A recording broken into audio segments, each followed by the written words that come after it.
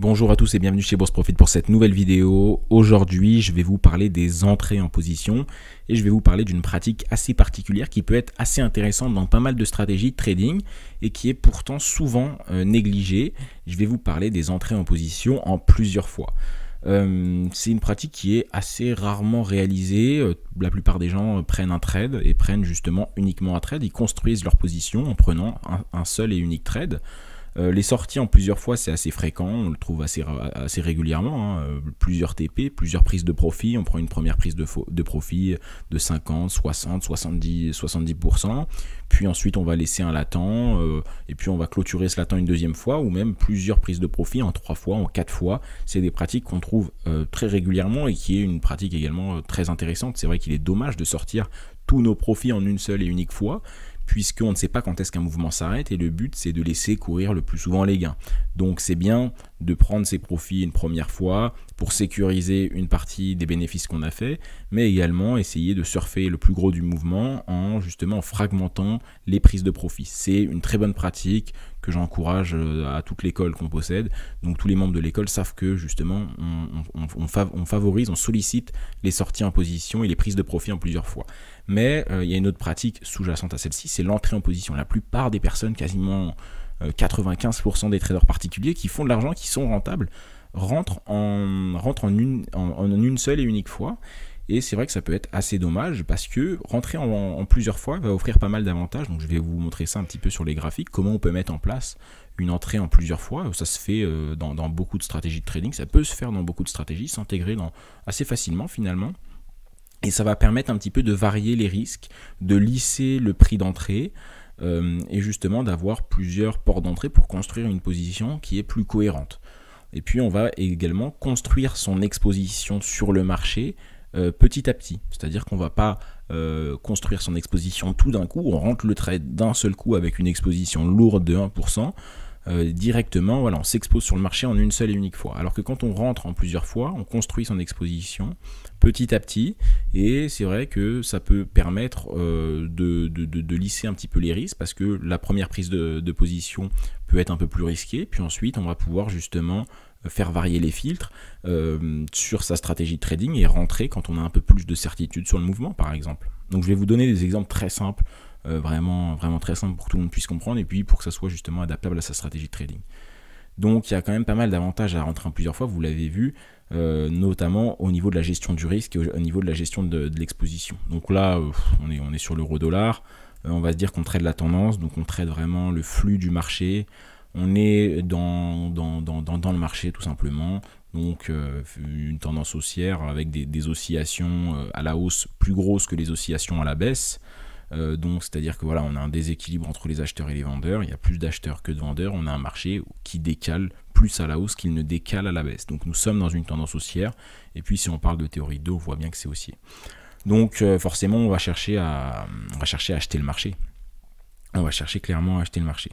Donc là, ce qui va nous intéresser, c'est tout simplement où l'acheter. Donc on va l'acheter sur des zones intéressantes, c'est-à-dire rarement on achète les impulsions, on essaye d'acheter des marchés qui corrigent ou des marchés un peu plus plats pour essayer de jouer la prolongation de la tendance et jouer la prochaine impulsion. Donc quand on achète un marché qui est déjà en train de s'étendre, et bien forcément on s'expose à une correction qui peut arriver. Donc le mieux est d'acheter les corrections. Donc ça c'est la théorie. Maintenant c'est vrai que en pratique on peut mettre des choses un peu différentes, mais il est toujours intéressant d'acheter les corrections de marché tout simplement. Donc ce qu'on peut faire là, c'est de sniper, on va dire, une zone, de trouver une zone d'attaque intéressante pour rentrer en position. Par exemple, là on va voir qu'on a justement à ce niveau-là une zone ronde, la zone des 1,20. Donc sur l'euro-dollar, les 1,20 c'est quand même une zone très importante, c'est une zone ronde de centaines et également de milliers. Donc là on a une zone très intéressante pour rentrer en position qui se trouve justement, voilà, on va la tracer directement. Alors hop. Donc 1,20, elle se trouve ici, et donc on va essayer justement de se dire qu'il y a un flux haussier, et si jamais on casse cette zone, et ça va libérer du potentiel haussier, et ça sera assez intéressant. Mais ce qu'on va faire, c'est au lieu de prendre la position en une seule et unique fois à ce niveau-là, donc c'est-à-dire rentrer directement quand il y a le break des 1,20, on va pouvoir rentrer en plusieurs fois. Si par exemple, on souhaite risquer 1% sur notre position, on va prendre un premier trade, admettons, à 0,5%. Et puis si jamais on a un pullback, on pourra reprendre, ce qui a eu lieu, hein, on pourra reprendre ici 0,5%. Donc là, on aura une exposition d'1% sur le marché, mais on l'aura en 2 fois. On aura justement la possibilité d'avoir un pullback qui est une confirmation qu'on vient justement rejeter ce niveau-là, qui a eu lieu, hein, on le rejette assez rapidement, assez facilement, alors que là, le marché touche cette zone, il pourrait très bien se retourner. Maintenant, ça permet 2 choses, c'est que le marché peut partir en une seule fois, et donc on a déjà une position, et puis s'il vient un pullback, on a notre position complète qui peut ensuite partir, décaler à la hausse, pour avoir justement la construction complète. Donc on a 2 gestions de risque, on a une position agressive ici et une position avec une confirmation supplémentaire à ce niveau-là. Donc là on a une position au break, une position au pullback. Donc on a on a une seule position mais 2 trades. Donc le premier trade, le deuxième trade qui construit la position totale de 1%. Et donc c'est une pratique très intéressante parce qu'on a une gestion de l'agressivité qui est différente et donc ça peut donner dans pas mal de stratégies des positions assez cohérentes. Donc généralement on peut mettre un stop loss commun, admettons ici, et des prises de profit ensuite à plusieurs niveaux, hein, y a aucun problème, ça change pas ici. Alors là le stop est loin, hein, mais on peut la positionner ici ou sur ce niveau-là. C'est vrai que ici je pense que le delta est un peu trop important. Mais voilà, c'est assez intéressant de faire une entrée en position en plusieurs fois. Maintenant, les inconvénients, forcément, il n'y a pas d'entrée en position parfaite. Le mieux, c'est d'entrer sur les bottoms et de vendre les tops. Mais ça se fait pas en pratique. Hein. On ne peut pas savoir exactement ce que le marché va faire. Donc, l'inconvénient, c'est que voilà, si le marché part directement, si on était rentré en une fois, forcément, c'est mieux. Maintenant, on peut également se dire l'inverse. Là, si on entre en position et qu'en fait le breakout n'a pas lieu et que ça tombe, que le marché dégueule, et forcément on aura perdu 0,5% et pas les autres, et pas le reste, l'autre partie de la position dans lequel on serait rentré par un pullback qui n'a pas eu lieu. Donc forcément là on aurait moins perdu. Si le marché à ce niveau-là crash, si le marché crash ici et qu'on a rentré que 0,5% du capital, le reste qu'on aurait rentré au pullback n'est pas rentré et forcément on va perdre moins. Donc forcément il n'y a pas de, encore une fois, c'est pas une méthode miracle pour entrer parfaitement en position, pour entrer toujours au micro-pips près qui est justement le plus intéressant, le plus bas, le plus haut si on vend.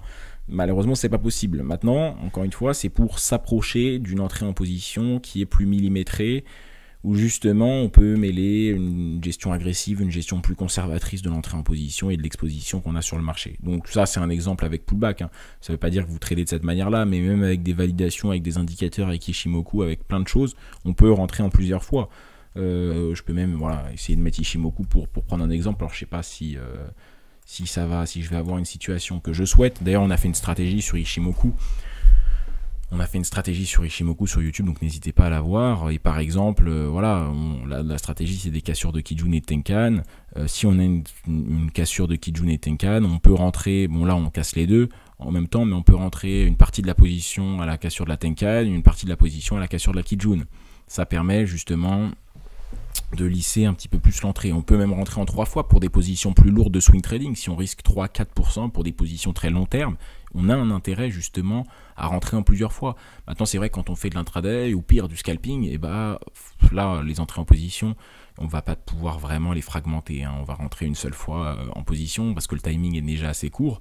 Maintenant, quand on fait du swing trading ou quand on fait de l'investissement un peu plus long terme, rentrer sur un actif en plusieurs fois a de plus en plus d'intérêt parce qu'on va lisser son prix d'entrée, son prix moyen, et donc ça va peut-être gommer un petit peu la possibilité d'entrer au pire moment en fait. C'est une stratégie qui est assez intéressante et qui est adaptable à plein de situations. Donc là je vous ai mis Ishimoku, je vous ai mis un pullback, voilà, on peut le faire de plusieurs manières. Par exemple, là on peut entrer une première fois cette cassure là et puis ensuite renforcer notre position quand on revient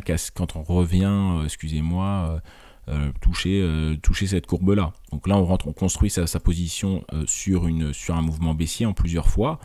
Et puis on peut même rentrer même en 3, 4, 5 fois, même si à la fin on aura un prix moyen qui sera plus bas, on aura peut-être 2 positions perdantes, mais 3 positions gagnantes et on touchera plus que ce qu'on aura perdu. Donc imaginons qu'on rentre une première fois cette cassure là, une deuxième fois celle-ci, donc ça c'est une position gagnante, ça c'est une position perdante, là on peut rentrer une troisième fois, une quatrième fois, Et puis après, si le marché se retourne, et bah voilà, ces deux positions-là seront perdantes, mais cette position-là sera gagnante. Ces deux-là seront gagnantes. Et puis après, on peut avoir une gestion dégressive de l'entrée en position en fonction de l'âge de la tendance. Là, on va risquer, admettons, 1%. Là, on va risquer 0,5 parce que bah, on est plus éloigné dans le mouvement. Hein, l'impulsion est de plus en plus âgée.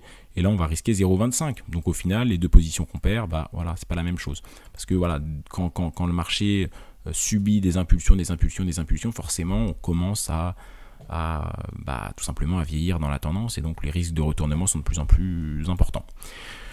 Donc voilà, les entrées en position plusieurs fois, c'est pour vous énoncer un petit peu la possibilité que ça existe, vous montrer quelques pistes de travail pour que vous-même, dans vos stratégies et dans votre manière de trader, vous pouvez justement l'intégrer parce que ça a justement quelque chose de très intéressant. Maintenant, il ne faut pas le voir comme une stratégie miracle, comme l'entrée en position miraculeuse qui nous fera gagner tous nos trades. C'est pas comme ça que je la vends et c'est pas comme ça qu'elle est applicable. Mais encore une fois, il y a un intérêt à le faire.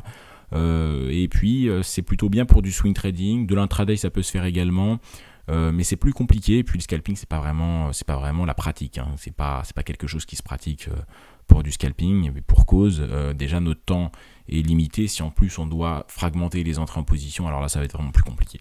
Mais pour du swing trading, quand on a des positions sur plusieurs jours, semaines, mois, bah ça a beaucoup d'intérêt de rentrer de cette manière-là.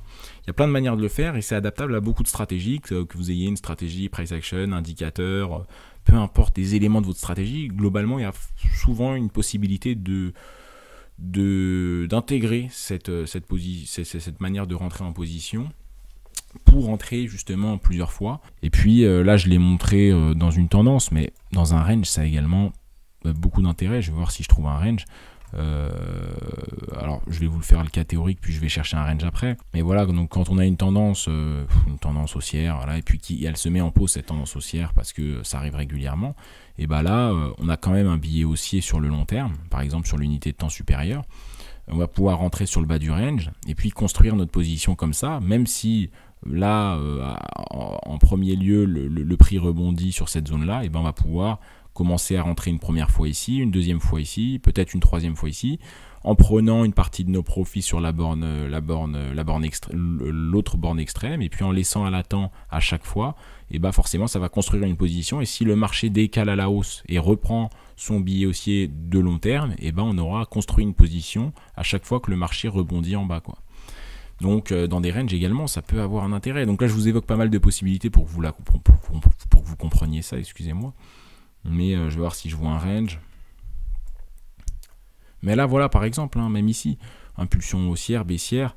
Là, on peut se dire que on est à un certain point qui a un intérêt, puisque on a un cas, en fait, très intéressant. Impulsion, correction, et là, on revient travailler cette chose-là. On revient travailler cette zone-là, cette zone d'extension maximale, quoi. Donc là, quand on revient travailler une zone aussi intéressante que celle-ci, d'autant plus, encore une fois, sur un niveau rond, vous le voyez, on est encore sur les 1,20, on est pile sur les 1,20, forcément que là, on peut, dans certaines stratégies, déclencher une position à la baisse. Et là, on va revenir travailler ici, sur ce niveau à la baisse. Donc là, on peut reprendre une position et risquer une autre partie de notre capital sur cette position. Donc là, on va construire une grosse position, et puis vous le voyez, on forme après un joli M, et le marché décale à la baisse par la suite. Donc là, on peut rentrer en une fois, en deux fois, parce qu'on a un deuxième train qui passe. Et lorsque le train repasse, et voilà, on est toujours sur cette magnifique zone des 1,20. En plus, une ancienne zone très intéressante, très travaillée. Donc forcément, si le train passe plusieurs fois, on peut reprendre position. Et au final, on a une exposition d'une position avec laquelle on est rentré en deux fois. Et donc ensuite, les prises de profit en plusieurs fois à ce niveau-là. Puis après, voilà, les prises de profit, on peut les faire avec des indicateurs, avec des zones de Fibo, des extensions de Fibo ou autres. Donc voilà un petit peu, mais là, dans une zone où justement le prix est en fait placé dans une incertitude, placé dans une sorte de range, hein, le marché pendant quelques temps, il oscille comme ça, de manière latérale, puisqu'on a mis en pause ces impulsions baissières, qu'on a repris par la suite, et ça nous permet, donc là on a deux impulsions baissières, puis une belle dernière impulsion baissière par la suite, et là on a pu construire notre position dans ce range, dans ce petit range, sur les bornes supérieures, parce que justement les probabilités de sortie étaient à la baisse, dû justement au contexte et au billet un peu plus long terme. Donc vous voyez un petit peu comment travailler avec les entrées en position plusieurs fois. J'ai pas traité toutes les possibilités. Je sais qu'il y a beaucoup de possibilités en fragmentant les entrées en position, mais c'est une possibilité qui a beaucoup d'intérêt. Donc voilà, c'est encore un conseil qu'on vous délivre. J'espère que vous les appréciez. Si c'est le cas, n'hésitez pas vraiment à vous abonner à notre chaîne. Ça permet de soutenir tout le contenu qu'on vous livre de manière assez régulière. 2 à 3 fois par semaine depuis maintenant quasiment 2 ans. Donc n'hésitez pas à vous abonner à notre chaîne YouTube, n'hésitez pas à liker notre vidéo et même à mettre un commentaire. Ça permet de référencer notre chaîne et de faire en sorte qu'elle ait plus de visibilité. Donc si vous appréciez le contenu, si vous vous abonnez et que vous mettez un petit commentaire, c'est tout simplement la meilleure manière de nous encourager à continuer, parce qu'on aime bien savoir qu'il y a de l'engouement et savoir que nos vidéos vous aident vraiment tout simplement. Donc merci de m'avoir écouté et à une prochaine vidéo.